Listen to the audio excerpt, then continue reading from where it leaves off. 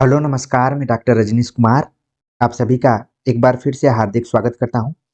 आज के video lecture में हम बात करेंगे वसंत भाग 3 के ऊपर, जो कि केंद्रीय विद्यालय टीजीटी हिंदी के पाठ्यक्रम में लगा हुआ है। और ये आप देखेंगे एनसीईआरटी की पुस्तकों में 8वीं कक्षा की क्लास में ये बुक्स लगी हुई है। तो वसंत भाग 1 भाग 2 पर हमने इससे पहले बातचीत कर लिया है। उम्मीद है कि उन सभी वीडियो लेक्चर को आप सभी ने देखा होगा। इस तीसरे भाग में हम काव्य खंड और गद्य खंड पर आधारित कुछ चैप्टर्स हैं, उन चैप्टर्स पर बातचीत करेंगे और आगामी परीक्षाओं के दृष्टिकोण से कहाँ से सवाल बन सकते हैं, या फिर इन चैप्टर्स में किन किन विषय वस्तुओं को उठाया गया है, उसको शॉर्ट्स नोट्स के माध्यम से देखने का प्रयास करेंगे।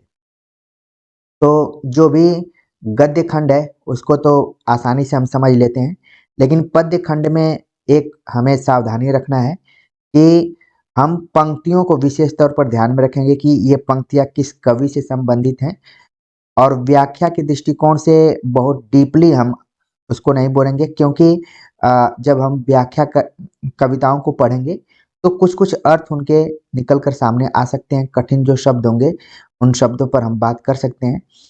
अ, तो चलते हम सीधे बात करते हैं वसंत भाग 3 पाठ्य पुस्तक के ऊपर। इस पाठ्य पुस्तक को जब आप पढ़ेंगे तो इसमें कुल 18 पाठों को लगाया गया है, और ये 18 जो पाठ हैं ये विविध विषय और विधाओं में समाहित हैं। इसमें कबीर की साखियां हैं, सूर के पद हैं, और नरोत्तम दास का सुदामा चरित है। तो इन रचनाओं के माध्यम से भक्ति युग के लोकप्रिय काव्य को हम समझ पाते हैं। तो इसके अतिरिक्त निराला की कविता ध्वनि शामिल की गई है, दिनकर की कविता भगवान के डाकिए, भगवती चरण वर्मा की कविता हम दीवानों की हस्ती इत्यादि कविताएं आधुनिक कविता के नमूने के तौर पर यहाँ पर लगाए गए हैं। इनके अतिरिक्त जया जादवानी की कविता यह सबसे कठिन समय नहीं, समकालीन कविता की एक वानगी है, एक उदाहरण है। तो आप देख रहे हैं कि ये जो 18 पाठ हैं ये अलग अलग कालखंडों को आधार बनाकर यहाँ पर सम्मिलित किए गए हैं, जिसमें आप देख रहे हैं कि भक्ति युग की भी रचनाएं हैं और आधुनिक युग की रचनाएं इसमें देख रहे हैं। फिर समकालीन हिंदी कविता को भी जोड़ा गया है।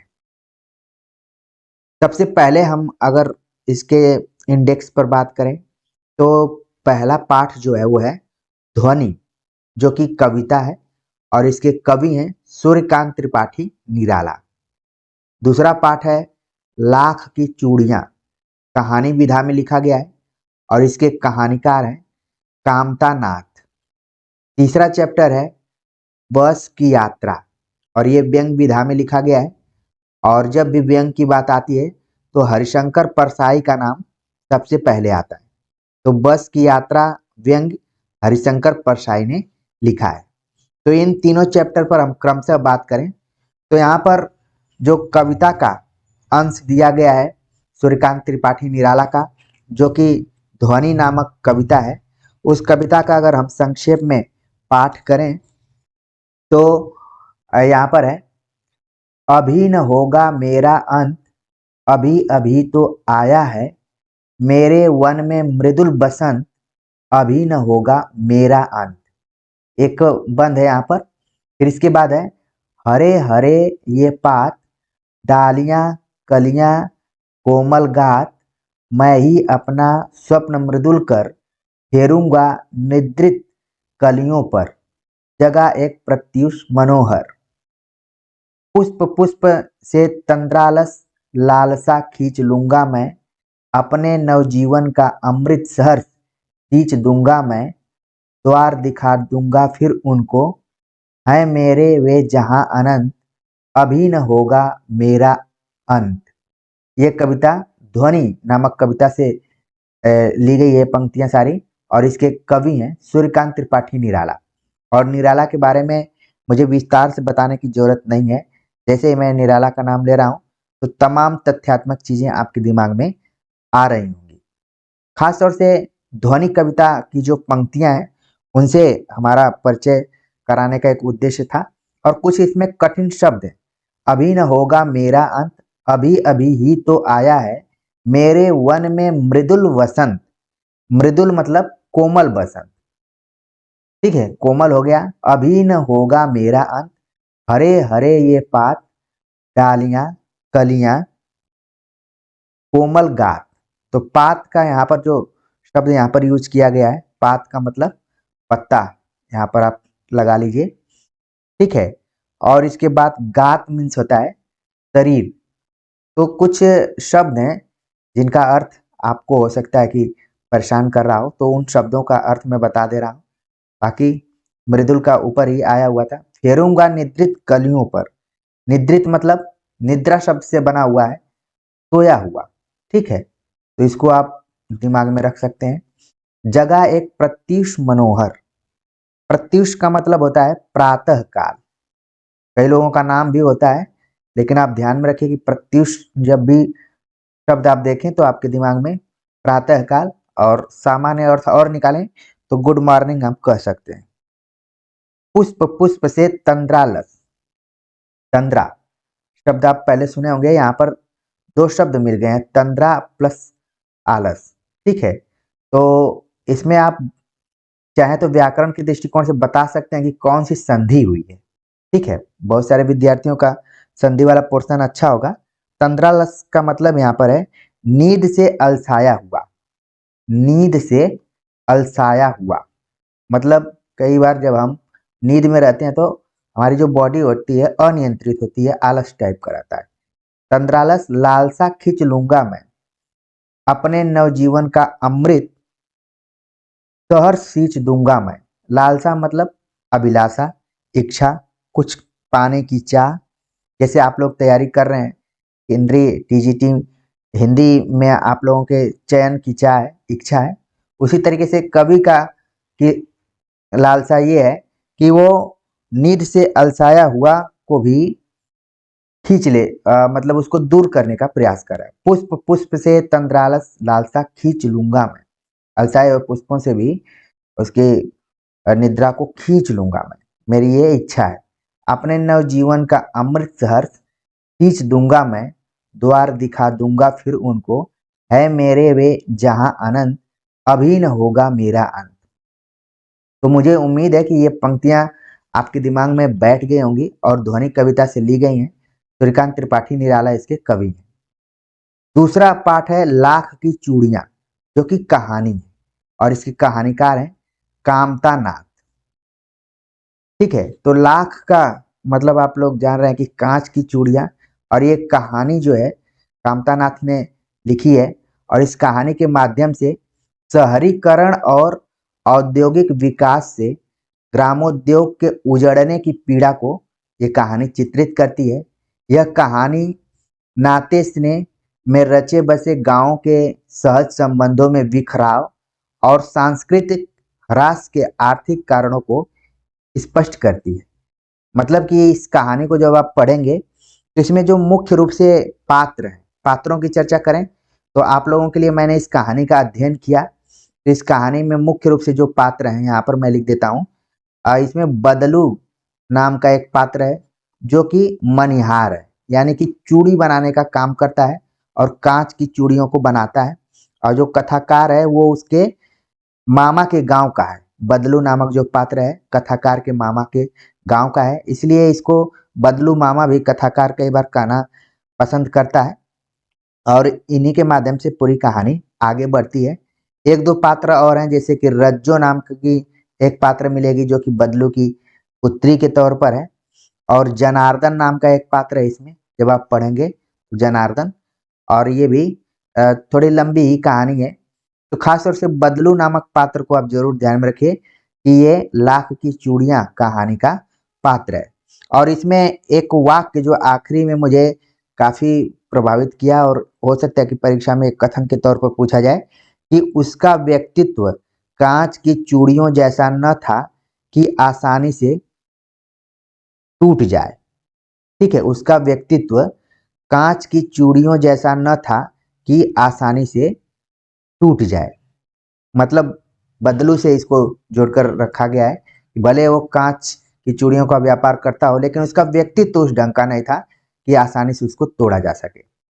तो आप ध्यान में रखिए, पूछ लिया जाए परीक्षा में कि लाख की चूड़ियाँ किस विधा में है, इसके कहानीकार कौन है या फिर लेखक कौन है, और इसकी विषय वस्तु क्या है। तो विषय वस्तु आप समझ गए होंगे कि शहरीकरण और औद्योगिकी विकास को में उठाया गया है और ग्रामोद्योग के उजड़ने की पीड़ा को चित्रित किया गया है। ठीक है, जो गांव में जो उद्योग थे छोटे मोटे जैसे चूड़ी इत्यादि बनाने के, इसके बाद जो आपसी संबंध है उसमें भी बिखराव आया है और सांस्कृतिक ह्रास के आर्थिक कारणों को भी ये कहानी स्पष्ट करती है, दिखाती है। अगला जो पाठ है वो है बस की यात्रा, व्यंग्य है। तो समय आपको मिले तो जरूर इसको पढ़िए। हरिशंकर परसाई, हरिशंकर परसाई के बारे में भी बहुत बताने की जरूरत नहीं है, अगर आप लंबे समय से तैयारी कर रहे होंगे तो इनके बारे में बहुत कुछ जानते होंगे। बस की यात्रा जो व्यंग्य है ये भी काफी इंटरेस्टिंग है। इसमें हरिशंकर परसाई लिखते हैं कि वो यात्रा करने के लिए निकले हुए हैं और इनकी जो यात्रा है वो पन्ना, सतना और जबलपुर, 5 मित्रों से यात्रा शुरू होती है, 5 मित्रों के साथ, और लेखक भी उसमें शामिल है। और इनकी यात्रा शुरू होती है पन्ना से होते हुए सतना और फिर वहां से जाना है जबलपुर। ठीक है, और जबलपुर जाना है।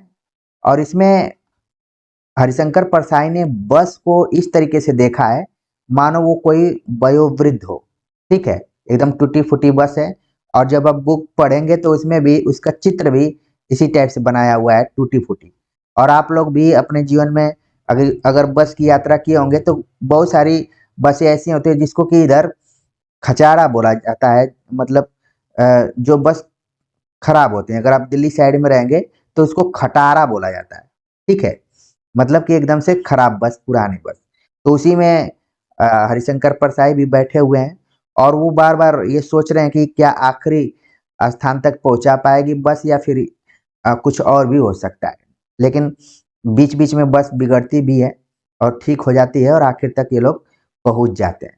तो बस की यात्रा एक तरीके से व्यंग के तौर पर रखा गया है और इसमें बस को एक मानवीकरण अलंकार देने का प्रयास किया गया कि वयोवृद्ध है, और ऐसे लग रहा है कि महात्मा गांधी के असहयोग आंदोलन और सविनय अवज्ञा आंदोलन के प्रतीक के रूप में भी इसको देखने का प्रयास लेखक ने किया है।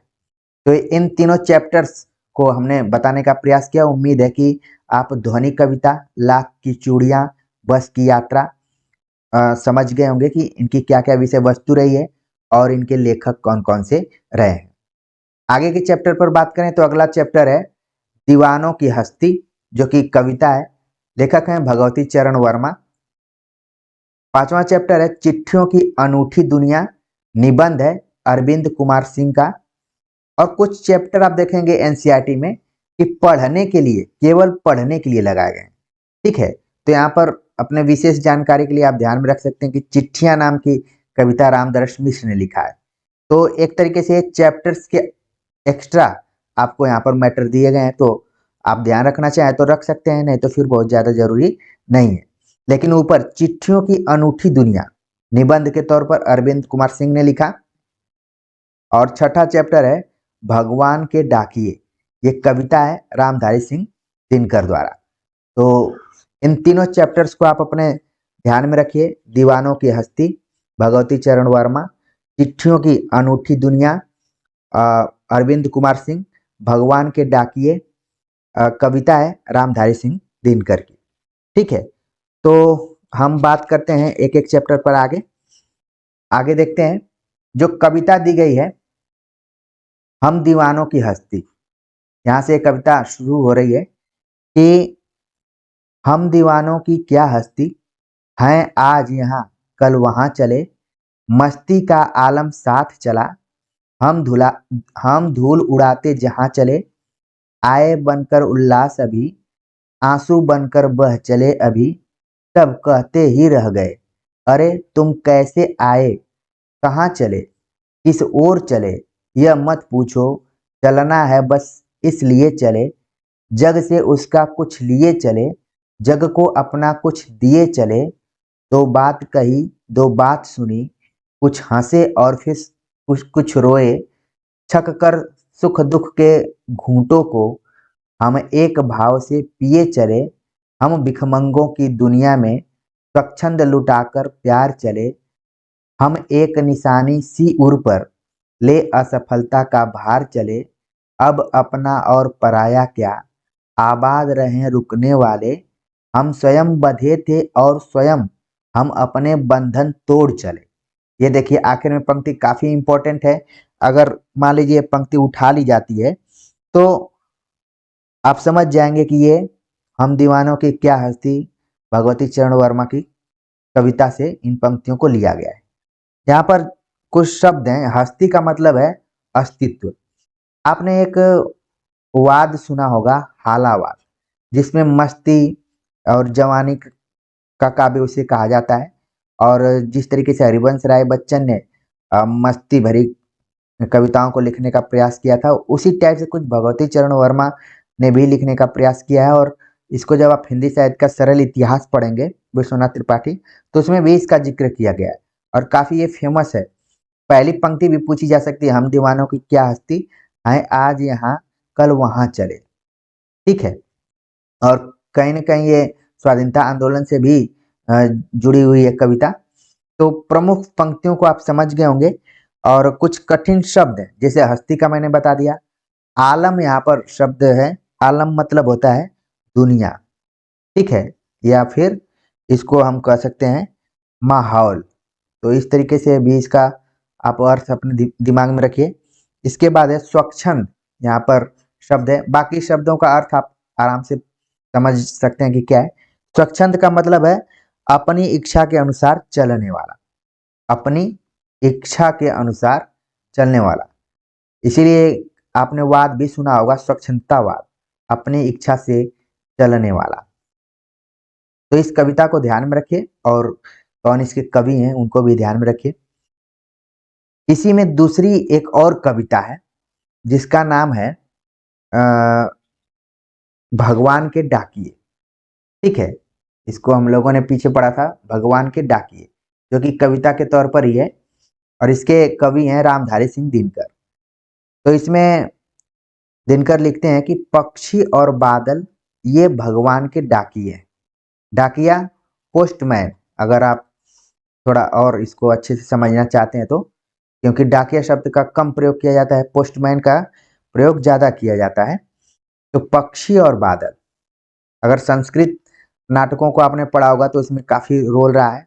और खासतौर से माधवी वर्मा को पढ़ेंगे तो वहां पर भी बादल को एक दूत के रूप में देखने का प्रयास किया गया है। तो पक्षी और बादल ये भगवान के डाकिए हैं जो एक महादेश से दूसरे महादेश को जाते हैं। हम तो समझ नहीं पाते हैं मगर उनकी लाई चिट्ठियां पेड़ पौधे पानी और पहाड़ बाँचते हैं।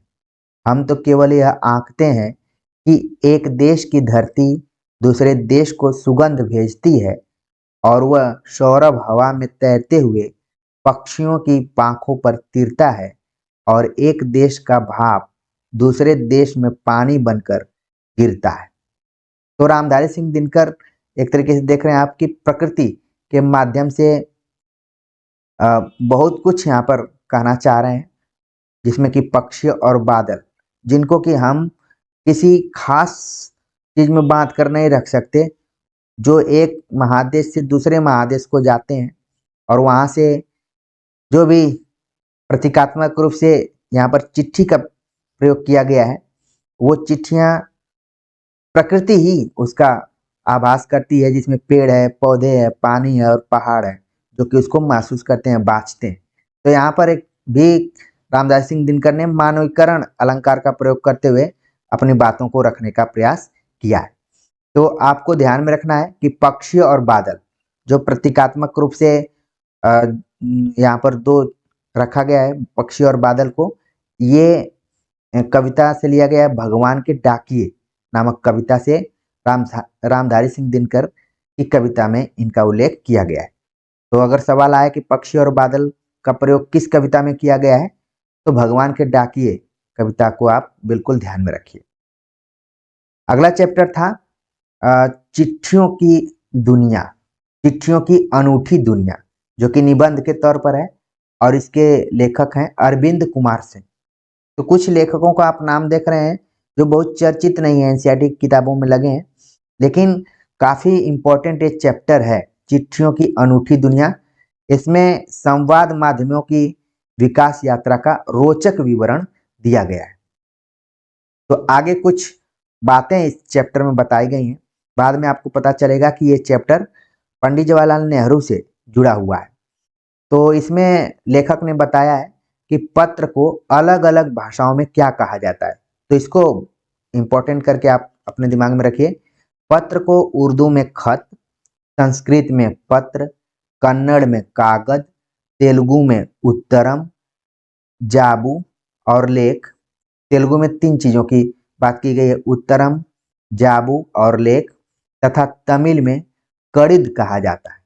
तो यहाँ पर कई भाषाओं के बारे में बताया गया कि पत्र को किन किन भाषाओं में क्या क्या कहा जाता है, ठीक है, जिसमें कि उर्दू, संस्कृत, कन्नड़, तेलुगु और तमिल की चर्चा की गई। पत्र की खास विशेषता क्या है? पत्र यादों को सहेज कर रखते हैं, इसमें किसी को कोई संदेह नहीं है, हर एक की अपनी पत्र लेखन कला है और हर एक के पत्रों का अपना दायरा है। दुनिया भर में रोज करोड़ों पत्र एक दूसरे को तलाशते तमाम ठिकानों तक पहुंचते हैं। भारत में ही रोज 4.5 करोड़ चिट्ठियां डाक में डाली जाती हैं, जो साबित करती हैं कि पत्र कितनी अहमियत रखते हैं।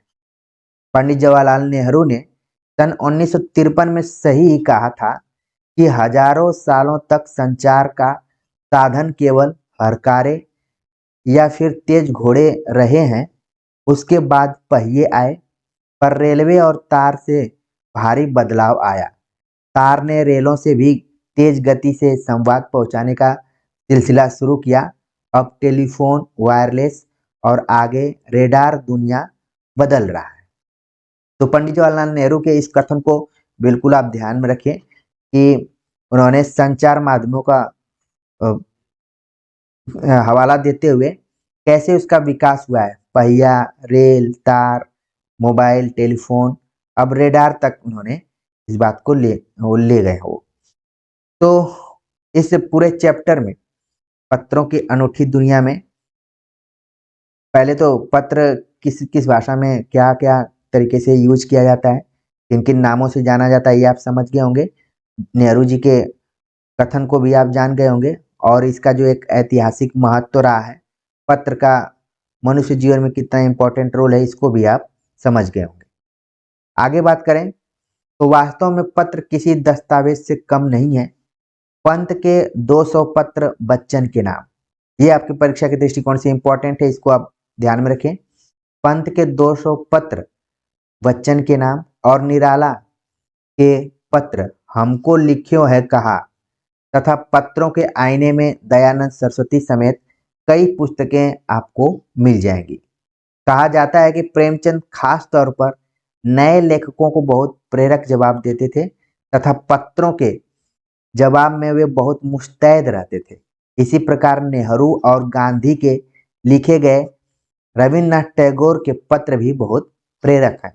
महात्मा और कवि के नाम से महात्मा गांधी और रविन्द्रनाथ टैगोर के बीच सन 1915 से 1941 के बीच के पत्राचार का संग्रह प्रकाशित हुआ है, जिसमें बहुत से नए तथ्यों और उनकी मनोदशा का लेखा जोखा मिलता है। तो इस चीज को आप ध्यान में रखिए कि महात्मा और कवि नाम जो शीर्षक है, इसमें महात्मा गांधी और रविन्द्रनाथ टैगोर के बीच में पत्र व्यवहार हुआ है, पत्राचार हुआ है, ठीक है। और ये है 1915 से लेकर 1941 के बीच के समय का। तो पत्र केवल आदान प्रदान नहीं होता है, बल्कि वो कई बार मनोदशा का भी लेखा जोखा करता है कि आप जब पत्र लिखते हैं तो अलग अलग मनोदशा में रहते हैं आप, आपकी मनोदशाओं का भी पता चलता है। हालांकि वर्तमान समय में मनोदशा पर आधारित पत्रों का लेखन कम हो गया है, जब से ये नए नए नए तकनीक आ गए हैं सूचना के, ठीक है, व्हाट्सएप, फेसबुक, मोबाइल जो भी है, तो अब इस टाइप से नहीं होता है, सीधे सीधे लोग वीडियो कॉल करके अपनी चीज़ों को देख लेते हैं, बातचीत कर लेते हैं। लेकिन पहले के दिनों में आप याद करिए, जब अपने बुआ, चाचा चाची, इन लोगों के पत्रों को आप देखिए, मतलब जस्ट अपने एक पीढ़ी पहले, तो उस समय पत्र पत्र का काफ़ी इम्पोर्टेंट रोल होता था। और यहाँ तक कि नेहरू के बारे में आप जानते होंगे कि इन्होंने अपने पुत्री के लिए पत्र लिखा है, इंदिरा गांधी के लिए। तो ये भी चैप्टर जो है वो नेहरू से जुड़ा हुआ है। अगला जो चैप्टर है वो है क्या निराश हुआ जाए। निबंध है हजारी प्रसाद द्विवेदी का, क्या निराश हुआ जाए।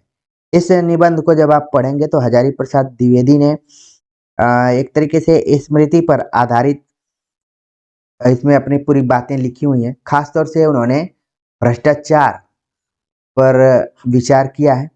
इसके बाद वो उन्होंने 2 यात्राओं का ज़िक्र किया है इस निबंध में। एक ट्रेन का, जब वो विदाउट टिकट जा रहे हैं या फिर टिकट ले रहे हैं और कुछ पैसे एक्स्ट्रा देकर जा रहे हैं, तो वहाँ पर टीटी आकर इनको पूरा पैसा देता है। और एक बस यात्रा में है जहाँ पर लड़ाई झगड़ा इत्यादि हो जाती है। तो 2 यात्राओं का ज़िक्र इस निबंध में किया गया है। और आखिर में हजारी प्रसाद द्विवेदी इस निष्कर्ष पर पहुँचते हैं कि इन तमाम परिस्थितियों के बीच क्या निराश हुआ जाए, उम्मीद बनाकर रखनी चाहिए कि एक दिन कोई न कोई बदलाव ज़रूर होगा। तो बस आप इसको ध्यान में रखिए कि निबंध किसका है, क्या निराश हुआ जाए, हजारी प्रसाद द्विवेदी। क्योंकि कई बार परीक्षाओं में महावीर प्रसाद द्विवेदी लिख दिया जाता है, इसलिए इस चीज़ को ध्यान में रखिए। अगला चैप्टर है जो कि कविता के तौर पर है, यह सबसे कठिन समय नहीं। जया जादवानी द्वारा लिखी गई एक कविता है। जया जादवानी जो कि आप देख रहे हैं कि समकालीन कवित्री के रूप में मौजूद है। अभी तक जब हम कवित्रियों की चर्चा करते हैं तो मीराबाई से इसकी शुरुआत होती है, माधवी वर्मा आती हैं, फिर उनके समानांतर सुभद्रा कुमारी चौहान, अगर महिलाओं में देखा जाए। लेकिन समकालीन में आप देख रहे हैं कि जया जादवानी की कविता आपको पढ़नी है यहाँ पर। और वो कविता क्या है कि नहीं, यह सबसे कठिन समय नहीं है। कविता का जो शीर्षक है यह सबसे कठिन समय नहीं है। तो इसको ध्यान में रखना है कि ये क्या है, कविता है और जया जादवानी की कविता है। अभी भी दबा है चिड़िया की चोंच में तिनका और वह उड़ने की तैयारी में है। अभी भी झड़ती हुई पत्ती थामने को बैठा है हाथ एक। अभी भी भीड़ है स्टेशन पर, अभी भी एक रेलगाड़ी जाती है गंतव्य तक जहां कोई कर रहा होगा प्रतीक्षा। अभी भी कहता है कोई किसी को जल्दी आ जाओ कि अब सूरज डूबने का वक्त हो गया है। अभी भी अभी कहा जाता है उस कथा का आखिरी हिस्सा जो बूढ़ी नानी सुना रही सदियों से दुनिया के तमाम बच्चों को। अभी आती है एक बस अंतरिक्ष के पार की दुनिया से लाएगी बचे हुए लोगों की खबर। नहीं, यह सबसे कठिन समय नहीं है। तो ये समकालीन कविता है और इस कविता की पंक्तियों को आपको ध्यान में रखना है। और इसमें कोई ऐसा अर्थ, शब्द का अर्थ नहीं है जो कि आप न समझ पा रहे हो। तो मेरे ख्याल से इन पंक्तियों को बिल्कुल आप ध्यान में रखिए और एक से अधिक बार इन पंक्तियों को आप पढ़ेंगे तो अर्थ एकदम से क्लियर हो जाएगा। आगे बात करते हैं। अगला जो चैप्टर है वो कबीर की साखियां लगी हुई हैं। ठीक है, तो नाम से ही पता चल रहा है कि कबीर की साखियां हैं। तो साखियां कई बार आपने देखा होगा कि साखी, रामायणी और पद, ये 3 तरीके की रचनाएं कबीर की कविताओं में मिलती हैं 3 प्रकार से। तो साखियों का मतलब है, अगर देखा जाए तो साक्षी, यानी कि गवाह के तौर पर ये साखियां लिखी गई हैं। ठीक है, इनका शाब्दिक अर्थ यहाँ पर यही है जिससे कि कोई कोई सीख मिलती हो। तो कबीर की साखियां लगी हुई हैं, कुल यहाँ पर 5 साखियां लगी हैं। तो ये ध्यान में आपको रखना है, जिसमें है जाति न पूछो साध की पूछ लीजिए ज्ञान, मोल करो तरवार का पड़ा रहन दो म्यान। ये पहला है। फिर है आवत गारी एक है उलट हुई अनेक, कह कबीर नहीं उलटिए वही एक एक एक की एक। माला तो कर में फिरे जीभ फिरे मुख माय, मनुआ तो दो दिस फिरे यह तो सुमिरन नाहि। कबीर घास न नींदिए जो पाऊँ तली होय। उड़ पड़े जब आँखी में खर दुहेली होय। जग में बैरी कोई नहीं जो मन शीतल होय। या आपा को डारी दे दया करे सब कोय। तो ये 5 यहाँ पर कबीर की साखियां दी गई हैं और ये साखियों का जो संकलन किया गया है ये आपको ध्यान में रखना है कि एक पुस्तक यहाँ पर दी गई है संत सुधा सार, जिसके संपादक के तौर पर हैं वियोगी हरि। ठीक है, तो वियोगी हरि के इस पुस्तक से ये साखियां सब संकलित की गई हैं। अब आपके दिमाग में कुछ इनके शब्द आ रहे होंगे जो कि कठिन से प्रतीत हो रहे हैं। जैसे यहाँ पर है जाति न पूछो साध की पूछ लीजिए ज्ञान। ज्ञान मतलब यहाँ पर है कि जाति मत पूछो किसी साधु की, ठीक है, उसके ज्ञान से मतलब रखो। मोल करो तलवार का पड़ा रहन दो म्यान। म्यान मतलब तलवार रखने का जो कोष होता है, जगह होती है वो। मोल करो तलवार का, तलवार का मोल करो, जो मेन चीज है उसका मोल करो। म्यान पर नजर मत रखो उतना। आवत गारी एक है उलट हुई अनेक। यहाँ पर गारी का मतलब है गाली, ठीक है, और बाकी का अर्थ आ रहा होगा। कह कबीर नहीं उल्टिए वही एक की एक। माला तो कर में फिरे, कर मतलब क्या हो गया हाथ, माला तो हाथ में फिरे। जीव फिरे मुख माए, और जीव, ये पंक्ति काफी इंपॉर्टेंट है, कई बार आ चुकी होगी आप लोगों के दिमाग में, इसका अर्थ भी आ रहा होगा। मनुआ तो दहो दिस फिरे यह तो सुमिरन नाम। यहाँ पर यही है जो दिखावटी चीजें हैं कि हाथ में माला है और राम राम इस तरीके से जप रहे हैं, लेकिन मन पर कोई कंट्रोल नहीं है, मन जो है चंचल है। तो फिर कैसे हम स्मरण कर सकते हैं अपने आराध्य का। इसके बाद है कबीर घास न नींदिए जो पाऊ तली होय। उड़ पड़े जब आँखी में खरी दुहेली होय। मतलब कि आप गर्मी के दिनों में आप लोग कभी अनुभव किए होंगे, जब आप किसी फील्ड इत्यादि में बैठे रहते हैं तो अचानक कुछ तिनके आपकी आंखों में पड़ जाते हैं। इसके बाद आप क्या करते हैं, उसको खुजलाने लगते हैं और फिर दुख होने लगता है। इस पंक्ति को आपको फील करना पड़ेगा कि मैं अपने अनुभव को कैसे बता रहा हूँ, क्योंकि आप गर्मी के दिनों में देखेंगे जब हवा चलती है तो कुछ चीजें उड़ उड़ कर आपकी आंखों में आ जाती हैं, तो वो दुख ही पहुंचाते हैं। दुहेली हो, दुहेली का मतलब यहाँ पर दुख, कष्ट पहुंचाते हैं। जग में बैरी कोई नहीं जो मन शीतल होए। या आपा को डारी दे दया करे सब कोई। जग में, इस संसार में बैरी कोई नहीं होगा अगर आप अच्छे से लोगों से व्यवहार करेंगे, ठीक है। या आपा को डारी दे, आपा मतलब क्या है अहम, अपने घमंड को त्याग दें और दया करे सब कोई, सब पर दया करिए, सबको एक समान भाव से देखिए। तो इस टाइप से कुछ यहाँ पर कबीर की साखियां दी गई थी, उनका मैंने शाब्दिक अर्थ बताने का प्रयास किया, बहुत अर्थ में मैंने घुसने का प्रयास नहीं किया है। हाँ, जो परीक्षा के दृष्टिकोण से इंपॉर्टेंट है उसको ध्यान में रखिए कि वियोगी हरि के संत सुधासार नामक पुस्तक से इसको लिया गया है। अगला चैप्टर है काम चोर, जो कि कहानी है और इसकी लेखिका है इस्मत चुगताई। कामचोर कहानी, इसके लेखक हैं इस्मत चुगताई। इस्मत चुगताई की कहानी कामचोर एक पारिवारिक समस्या को आधार बनाकर लिखी गई है, जिसमें उधम मचाने वाले बच्चों से होने वाली परेशानी की रोचक प्रस्तुति है। यह कहानी एक सुव्यवस्थित परिवार की मांग पैदा करती है। जब इस कहानी को आप पढ़ेंगे तो नौकर के बारे में जिक्र किया गया है और अलग अलग जो नौकर हैं उनको केंद्र में रखकर इस कहानी को लिखा गया है कि घरेलू नौकरों को हटाने की भी चर्चा इसमें की गई है। और इसमें जो पात्र हैं, एक पात्र हैं अब्बा मियाँ, ठीक है, इस पात्र को बिल्कुल ध्यान में रखिए, हो सकता है कि परीक्षा में पूछ लिया जाए। तो कामचोर कहानी ये भी लंबी कहानी के तौर पर ही है, पूरा पढ़ेंगे आपको तो पता चल जाएगा कि कामचोर शब्द किसके लिए प्रयुक्त किया गया है। ये घरेलू नौकरों के लिए प्रयुक्त किया गया है। अगला चैप्टर है जब सिनेमा ने बोलना सीखा, जिसके लेखक हैं प्रदीप तिवारी। तो सिनेमा है तो इसको आप सिनेमा साहित्य से जोड़कर देख सकते हैं अगर विधागत जानना चाहते हैं तो। प्रदीप तिवारी ने ये बताया अपने पूरे निबंध में, ठीक है, निबंध है एक तरीके से, ये इसको निबंध लिख लीजिए, ठीक है। प्रदीप तिवारी ने अपने निबंध में बताने का प्रयास किया है कि सिनेमा ने कब से बोलना सीखा है। भारतीय सिनेमा के इतिहास के एक महत्वपूर्ण पड़ाव का इन्होंने उजागर किया है अपने इस निबंध में। यह निबंध मूक सिनेमा के सवाक सिनेमा में विकसित होने की कहानी को बयान किया, जो शिक्षा की नज़र से भी अर्थवान है।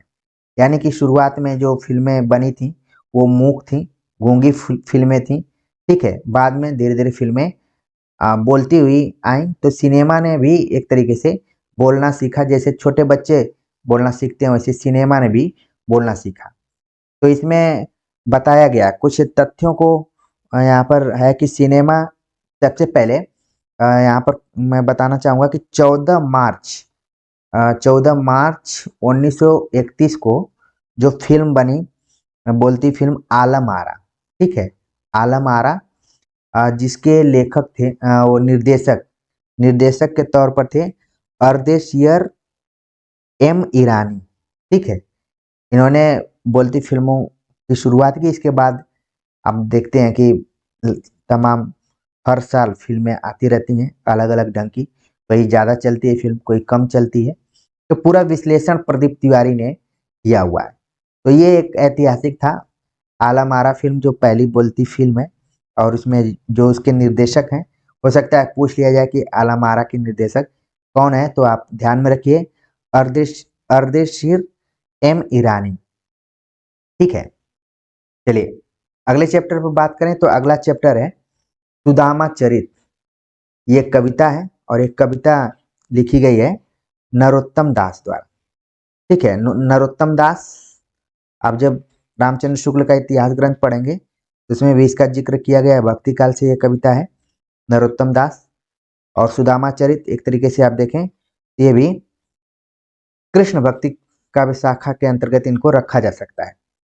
सुदामा चरित की कविता को थोड़ा सा हम देखते हैं कि इसमें क्या है कि शीस पगा न जगा तन में, प्रभु जाने को आही बसे के ही ग्रामा, धोती फटी सी लटी दुपटी, और उपाय उपान को नहीं सामा, द्वार खड़ो द्विज दुर्बल एक, रहियो चकिसो वसुधा अभिरामा, पूछत दीन दयाल को धाम, बतावत आपनो नाम सुदामा, ऐसे बेहाल बिवाइन सो, पग कंटक जाल लगे पुनि जोए, हाय महादुख पायो सखा, तुम आए इतैन कतै दिन खोए, देख सुदामा की दीन दशा, करुणा करके करुणा निधि रोए, पानी परात को हाथ छुयो नहीं, नैनन के जलसों पग धोए। आप देख रहे हैं कि ये दो पंक्तियां जो हैं कई बार परीक्षा में आ गए हैं, करुणा करके करुणा निधि रोए, इसकी पंक्ति है। तो आपको ध्यान में रखना है कि ये नरोत्तम दास की है। और ये तो कई बार अलंकारों में पढ़े होंगे कि पानी परात को हाथ छुओ नहीं, नैनन के जल सो पग धोए। आगे की पंक्ति है कछु भाभी हमको दियो, तो तुम काहे न देत, चापी पोटरी काख में, रहे कहो के हेतु, आगे चना गुरु मातु दये ते, लय तुम चाबी हमें नहीं दीने, श्याम कहियो मुस्काय सुदामा सो, चोरी चोरी की बान में हो जो प्रवीण। आप देख रहे हैं कि ये यहाँ पर डबल इन्वर्टेड कामा लगा हुआ, तो इन पंक्तियों को ध्यान में रखना है। श्याम कहियो मुस्काय सुदामा सो, चोरी की बान में हो जो प्रवीणे, पोटरी काख में चापी रहे तुम, बोलत नाही सुधा रस भीने, पाछली बानी अजौ न तजौ तुम, तैसे भाभी के तंदुल किन्ने। तो ये पंक्तियों को आप ध्यान में रखिए, इन पंक्तियों को कि नरोत्तम दास इनके कवि हैं। वह पुलकन वह उठ मिलन, वह आदर की बात, वह पठवनी गोपाल की, कछु न जानी जात। तो ये इस समय का परिदृश्य आपके दिमाग में आ रहा होगा कि जब कृष्ण राजा बन चुके हैं और उनके दरबार में सुदामा पहुंचे हुए हैं।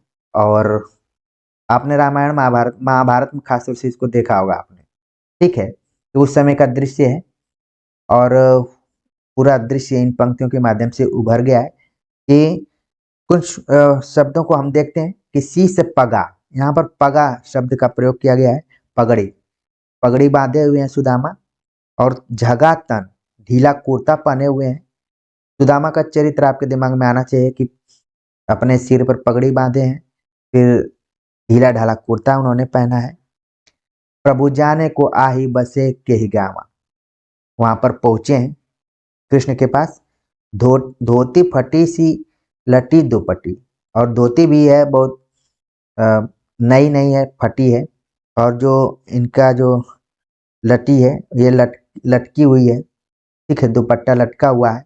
और उपाय उपान को नहीं सामा, उपाना मतलब जूता भी जो इनका है बहुत अच्छा नहीं है।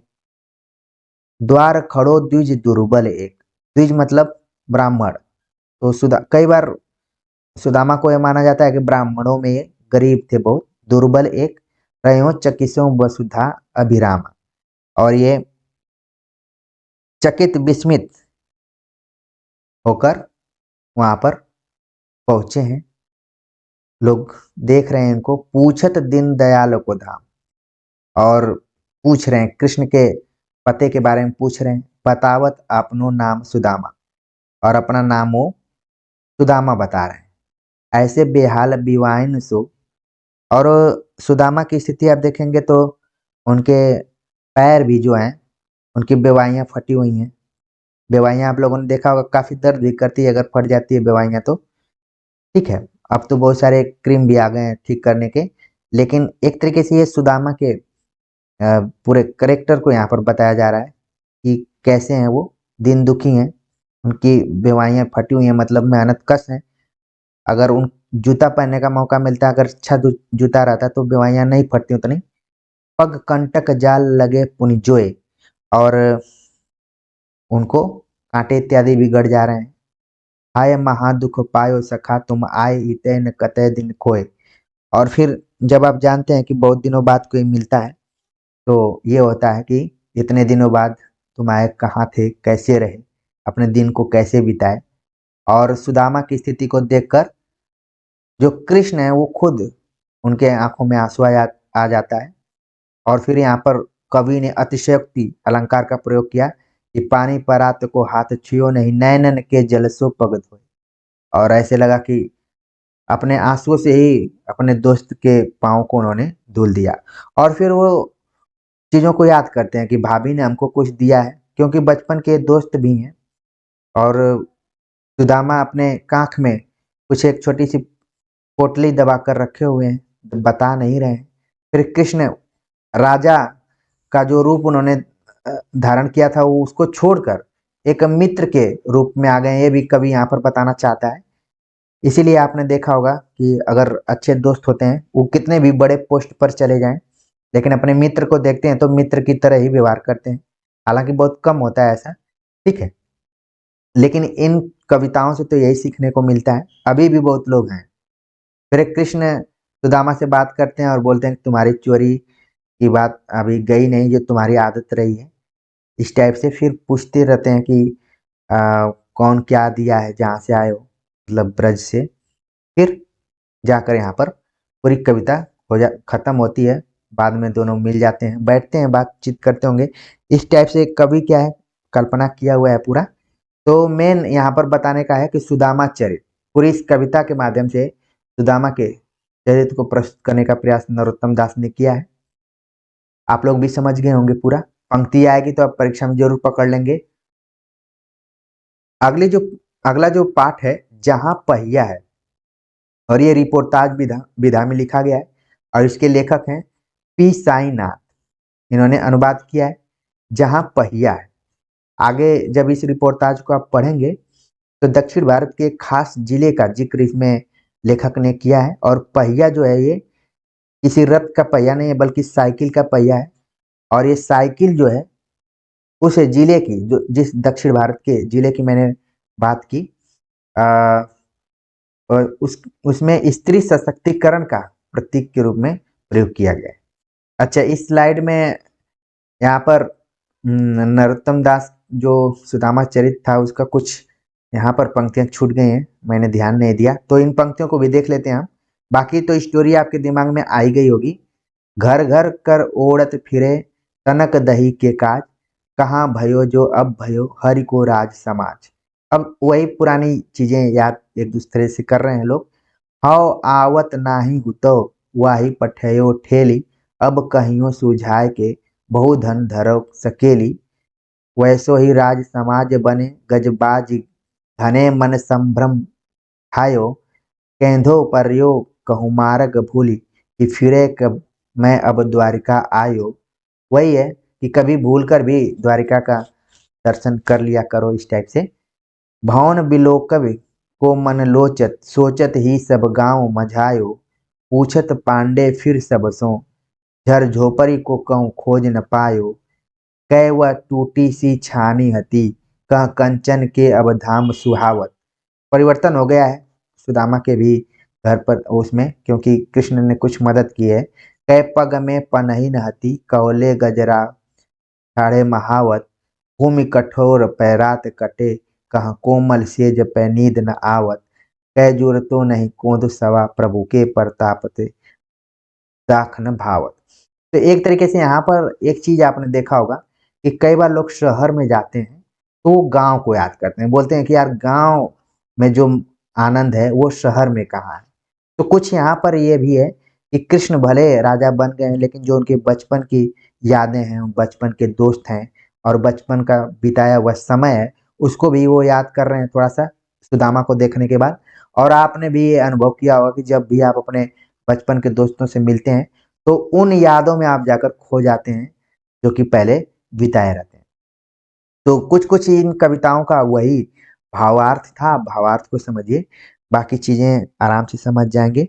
और कभी विस्तार से बात करने का मौका मिलेगा तो जरूर करेंगे, क्योंकि हमें थोड़ा सा समय का भी ध्यान में रखना है और आपको बता भी देना है कम समय में अधिक से अधिक चीजें।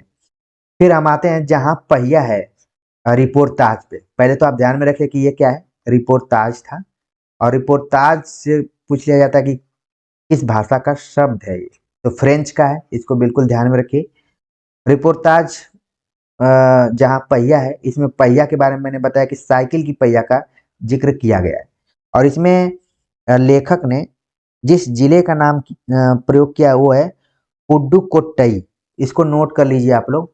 पुडुकोट्टई नाम का एक जिला है दक्षिण भारत में, और वहाँ की महिलाओं ने साइकिल के माध्यम से ही अपने को स्वाधीनता, आजादी और गतिशील प्रतीक मानी है। ठीक है, तो एक तरीके से ये महिला सशक्तिकरण को ध्यान में रखकर लिखा गया रिपोर्टाज है। आगे बात करते हैं, अगला जो चैप्टर है वो है अकबरी लोटा। अकबरी लोटा जो कि कहानी है, और इसके कहानीकार हैं अन्नपूर्णानंद वर्मा। अन्नपूर्णानंद वर्मा का नाम कम ही सुना होगा आप लोगों ने, लेकिन यहाँ पर ध्यान में रखिए कि अकबरी लोटा कहानी अन्नपूर्णानंद वर्मा ने लिखा है। और ये जो कहानी है ये हास्य व्यंग से भरी हुई अत्यंत रोचक कहानी है। और इस कहानी को जब आप पढ़ेंगे, आप लोगों के लिए मैंने पूरा चैप्टर पढ़ा है, 18वां चैप्टर मैंने पढ़ा है, और मेरी जो भी पचाने की क्षमता रही है उसके मुताबिक जो यहाँ पर प्रस्तुति मैं कर रहा हूँ। अकबरी लोटा पढ़ेंगे आप तो लाला झाऊलाल, लाला झाऊलाल नाम का पात्र आपको इसमें मिलेगा। ठीक है, झाऊलाल, और ये काशी में रहते हैं, काशी का भी जिक्र इसमें किया गया है। और ये ठठेरी ठठेरेबाज हैं। और एक पात्र और है इसमें, वो भी काफी इंटरेस्टिंग पात्र है, विलासवासी मिश्र। ठीक है, विलासवासी मिश्र इस अकबरी लोटा कहानी में।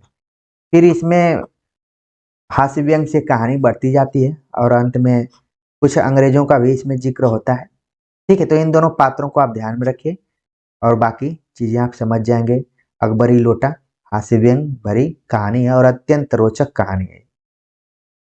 अगला चैप्टर है सूर के पद, जो कि कविता के अंतर्गत है, और सूरदास। और इनके दो पद लगे हुए हैं, दोनों पद काफी फेमस हैं। छोटी कक्षाओं में भी आपने पढ़ा होगा, और ये भी कोई बड़ी कक्षा नहीं है बल्कि 8वीं कक्षा की हम बात कर रहे हैं। तो सुर के पद कौन कौन से लगे हैं, जिसमें पहला पद है मैया कबही बढ़ेगी चोटी। तो आप एकदम से देख रहे हैं कि बचपन एकदम छोटे जब कृष्ण है, बाल लीला जिसको कहा जा सकता है, बाल लीला का वर्णन इसमें किया गया है। मैया कबही बढ़ेगी चोटी, इति बार मोहि दूध पीवत भई, यह अजहू है चोटी। क्योंकि उनको बुलवा बुलवा कर दूध पिलाया जाता था और कहा जाता था कि दूध पियोगे तो ये चोटी बढ़ जाएगी। लेकिन वो शिकायत करते हैं अपनी माता जी से, खासतौर से यशोदा जी उनकी जो लालन पालन करती हैं। कितनी बार कह चुकी, लेकिन मैं देख रहा हूँ कि ये अभी छोटी की छोटी है। तू कहत बाल की वेनी ज्यों, वह है, यहाँ पर वह है लांबी मोटी। और बार बार आप देखते हैं छोटे बच्चों की तुलना एक उन्हीं के समकालीन छोटे बच्चों से की जाती है। तो इसीलिए कंपटीशन की भावना, कोई जरूरी नहीं है कि अभी आप केंद्रीय विद्यालय की परीक्षा दे रहे हैं तभी आप कंपटीशन में हैं। आप अपने बचपन के दिनों को याद रखिए, तो इसलिए घबराने की जरूरत नहीं है, आपने तो लगातार कंपटीशन किया है। तो यहाँ पर भी कृष्ण की का कंपटीशन किया जा रहा है बलदेव से। यहाँ पर बल शब्द जो आया है बलदेव की है, बेनी मतलब उनकी भी जो चोटी है, उनके जो बाल हैं।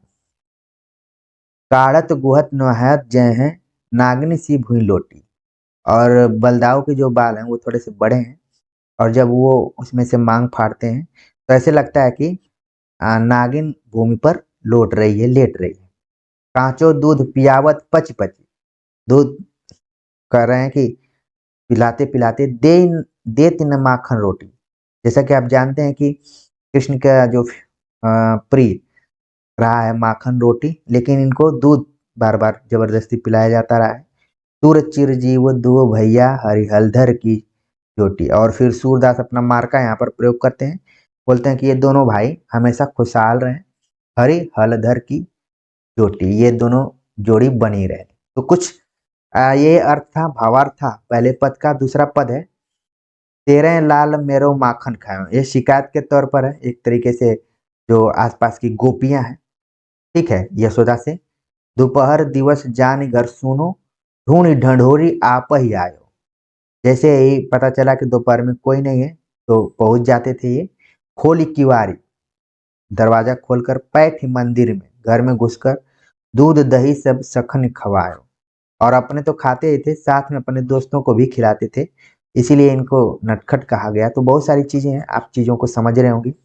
उखल चढ़ तीखे को लिन्हो, और छोटे पड़ते थे तो ओखली पर चढ़कर फिर इसको निकाल लेते थे। अनभावत भूमि भय डर, और कई बार कंट्रोल नहीं होता था तो नीचे भी गिर जाता था। आप लोगों ने भी बचपन में चोरियां इत्यादि की होंगी छोटे बचपन में, तो ये एकदम कृष्ण का रूप आपको दिखाई पड़ रहा होगा। दिन प्रति हानि होती गोरस की, घी, गोरस मतलब घी। यह टोटा कौन ढंग लायो, टोटा मतलब लड़का। यह लड़का किस टाइप का है, ये हम लोगों का, क्योंकि आप देखेंगे कि जो ब्रज का एरिया है और कृष्ण जहाँ रहते थे वहाँ ज्यादातर दूध दही का ही व्यापार किया जाता था। इसलिए एक पंक्ति आप लोगों ने भ्रमर गीत सार में पढ़ी होगी, आयो घोष बड़ो व्यापारी। तो सूरदास लिखते हैं सूर श्याम कौ हटक न राके, तेहि पुत अनोखो जायो। और गोपियां अंत में बोलती हैं ये जो तुम्हारा पुत्र है ये एकदम से अनोखा है, ये किसी के कंट्रोल में नहीं रह सकता है। तो दोनों पद आप देख रहे हैं दो तरीके से लिखे गए हैं, एक बाल लीला के तौर पर है और एक थोड़ा सा कृष्ण अब बड़े हो गए हैं और गोपियों की शिकायत है यशोदा से। ठीक है, तो ये सारी चीजें समझ में आ गई होंगी। अब 16वें चैप्टर के बारे में हम बात करें तो है पानी की कहानी। इस शीर्षक में आप देख रहे हैं कहानी शब्द लगा हुआ है, लेकिन ये कहानी नहीं है बल्कि निबंध है, रामचंद्र तिवारी द्वारा लिखा गया है। पानी की कहानी, इस निबंध में क्या है, रामचंद्र तिवारी का कथानक निबंध पानी की कहानी हिंदी में विज्ञान विषयक लेखन का एक उदाहरण है। और आप जब भी एनसीईआरटी की किताबों को पढ़ेंगे तो उसमें आप देखेंगे तो कुछ एक दो चैप्टर ऐसे लगे हुए हैं जो कि साइंस बेस पर आधारित है। उसी में है पानी की कहानी भी, जिसमें पानी का मानवीकरण करते हुए उसकी विभिन्न अवस्थाओं का विवरण दिया गया है। इस निबंध से जल के निर्माण और अस्तित्व चक्र की जानकारी मिलती है। तो विशेष तौर पर आपको ध्यान में रखना है कि पानी की कहानी निबंध है और इसके निबंधकार हैं रामचंद्र तिवारी। और ये एक तरीके से विज्ञान पर आधारित चैप्टर है। आगे बात करें, अगला जो चैप्टर है बाज और सांप। बाज और सांप कहानी है, निर्मल वर्मा द्वारा लिखी गई कहानी है। निर्मल वर्मा की कहानियों को आपने पढ़ा होगा, खासतौर से आज एक कहानी है जो कि नई कहानी की पहली कहानी मानी जाती है, परिंदे, उसको आप लोगों ने पढ़ा होगा, यूजीसी नेट के भी पाठ्यक्रम में और बाकी अन्य जगहों भी पढ़ा होगा। तो निर्मल वर्मा की कहानियां थोड़ा सा प्रतीकात्मक ढंग की होती हैं, समझना मुश्किल होता है इनकी। एक खास पाठक वर्ग होता है जो कि आ, इसको अच्छे से समझ पाता है। बाज और सांप ये कहानी है, इसके माध्यम से इसमें जब इस कहानी को आप पढ़ेंगे तो इसमें क्या है कि एक पंक्ति मुझे खास दिखाई पड़ी जिसको कि मैंने नोट किया पढ़ते समय, कि चतुर वही है जो प्राणों की बाजी लगाकर जिंदगी के हर खतरे का बहादुरी से सामना करे। बाज आप देख रहे हैं कि दोनों, एक तरफ बाज है और एक तरफ सांप है, और इन्हीं दोनों के माध्यम से कहानी आगे बढ़ती है। और कहानीकार एक जगह लिखता है कि चतुर वही है जो प्राणों की बाजी लगाकर जिंदगी के हर खतरे का बहादुरी से सामना करे। ठीक है, इस कहानी को आप पढ़ेंगे तो समझ जाएंगे। और इस पाठ्य पुस्तक का आखिरी चैप्टर है टोपी। ये भी क्या है, कहानी है, और इसके कहानीकार हैं सृंजय। आप देख रहे हैं कि यहाँ पर संजय नहीं लिखा गया बल्कि सृंजय लिखा गया है। सृंजय की कहानी टोपी लोक कथा का पुनर्सृजन है। इस कहानी में गहरा सामाजिक सरोकार है। यह सत्ता से जनता के संबंधों की समीक्षा करती है। नन्ही गौरैया के दृढ़ निश्चय और प्रयासों से प्रेरित प्रत्येक व्यक्ति प्रेरित हो सकता है और अपने दायित्व को समझ सकता है। तो टोपी कहानी आप जब पढ़ेंगे तो इसमें दो पात्र हैं, एक है गवरैया, ठीक है, गवरैया, और एक था गवरा। ठीक है, ये दो आप देखेंगे पात्र हैं, और दोनों का एक तरीके से चित्रण किया है कि गवरैया जो है वो जिद्दी है और वो है धुनी है। मतलब जो चीज एक बार निर्णय ले लेता है उसको करने का प्रयास करता है, जिद्दी और धुनी है। इसके बाद जो गवरा है ये क्या है, समझदार है, ये कहानीकार ने उसमें बताया है, और समझदार के साथ साथ ये तक्की भी है। ठीक है, तो इन दोनों पात्रों को आप ध्यान में रखिए। टोपी, टोपी जो कि लोक कथा पर आधारित कहानी है, और इसके ये दो प्रमुख पात्र हैं गवरैया और गवरा। इन्हीं के माध्यम से कहानी आगे बढ़ती है, और जो कहानीकार है उसको गहरे सामाजिक सरोकार से जुड़ा हुआ है, और सत्ता से जनता के संबंधों की भी समीक्षा इस कहानी में की गई है। और गौरैया के दृढ़ निश्चय और प्रयासों से जो भी पाठक वर्ग है उसको कोई न कोई प्रेरणा जरूर मिलती है, और वो पाठक या व्यक्ति जो भी इस कहानी को पढ़ रहा है और गौरैया से प्रभावित हो रहा है, वो अपने दायित्व को भी समझ सकता है। तो इस तरीके से आपने वसंत भाग 3 में 18 चैप्टर्स को देखा और समझा कि किसकी क्या विषय वस्तु रही है, और कौन किस विधा में लिखा गया है, इसके राइटर कौन है, और कहाँ कहाँ मेन मेन पॉइंट्स हैं जिनको कि हमें ध्यान रखना चाहिए। तो आप लोग किताबों को भी लगातार पढ़ते रहिए, और इस लेक्चर्स को भी देखिए, जिससे कि आपको चीज़ें जो मेन मेन चीज़ें रहेंगी दिमाग में बैठ जाएंगी। तो कमेंट्स कर जरूर बताइए कि ये मेरा प्रयास आप सभी को कैसा लगा। मिलते हैं एक नए टॉपिक के साथ, तब तक के लिए नमस्कार।